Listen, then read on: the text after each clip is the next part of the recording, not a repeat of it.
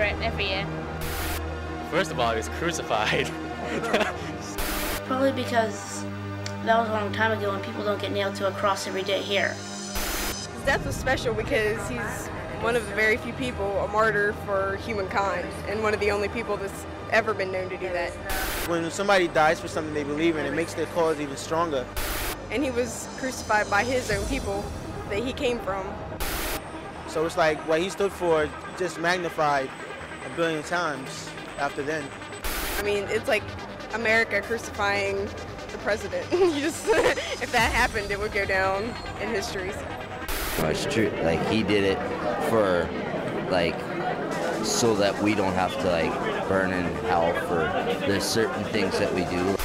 He sacrificed himself just for the good of other people, and I think that's great. Because he gave up his life for us. Because it was so selfless. Yeah. It was like,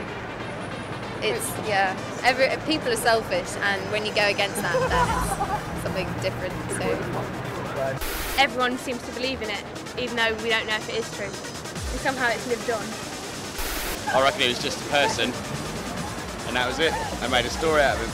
That's all the Bible is, a story in my eyes.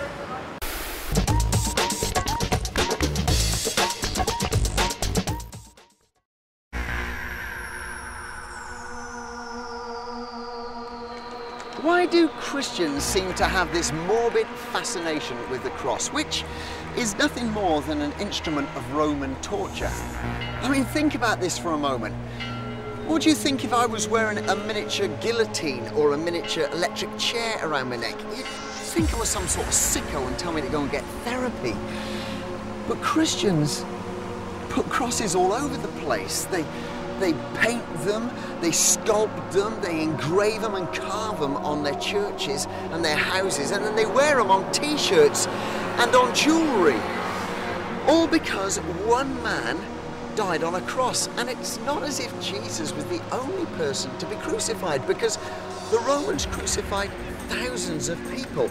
And there are other books with hundreds of names in them of people that died for good causes or in the name of freedom.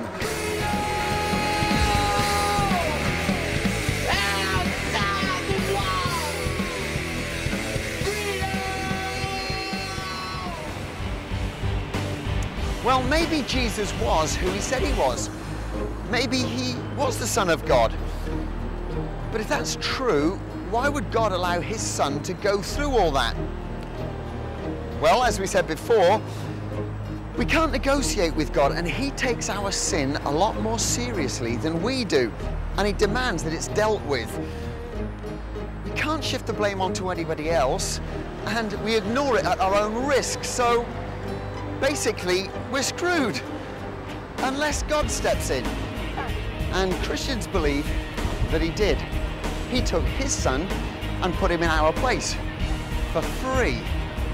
And in doing so, all the legalities of crime and punishment were covered, and justice was done.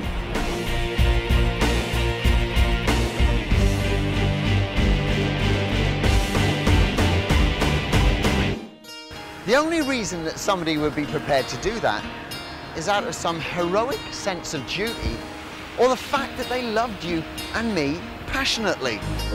Can anybody really love you that much? You see, this is a whole different level of love. And love is one of those words like free. It's been used and abused so much that it can mean absolutely everything or absolutely nothing. You could say, I love coffee, or I love pizza, or I love that car. Or you could say, je t'aime, I love you. And they're all different, but love is more than a word, and it's more than a feeling. It's a commitment.